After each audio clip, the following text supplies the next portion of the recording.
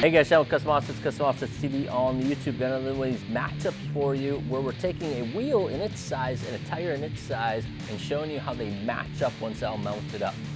So it's gonna be a 22 by 14 wide, and it's a hostile, and it's gonna be wrapped in the AMP. So this is the AMP Mud Terrain Attack. It was a tire that came out a couple years ago. It's basically their mud tire, and it's got a real aggressive pattern to it.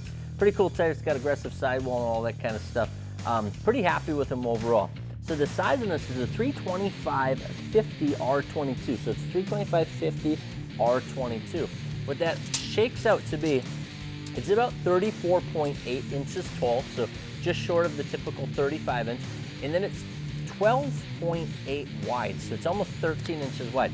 What that does is, versus your typical 12.5, it brings it out just a little bit more on these 14 wides and doesn't cause it to have quite as stretched of a look, but it does still have a little bit of that stretched tire look, especially because these hostiles have the bump out. It gives it even more of that look because that bump out comes out from the lip of the wheel. But where the bump outs aren't, pretty much that sidewall is sitting about flush.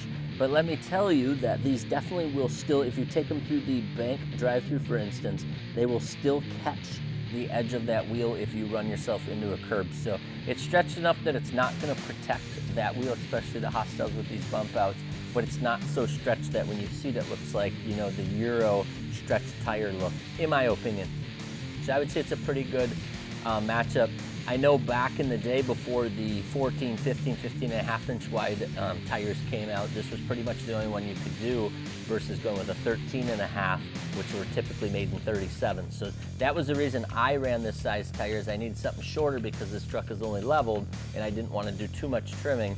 So the 325/50 was the right answer to keep it a little shorter, under 35 inches, and then, like I said, it's 4.8, about 13 inches. So as far as the sidewall on this, because you've got an R22 on less than a 35, you're talking probably about 6 inches to the top of the lugs when they were new.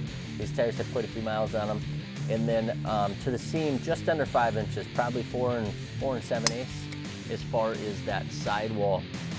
So you've got some sidewall there, still get that low pro look, but you have, you know, some air that you're riding on because you've got the 22 on pretty much the 35.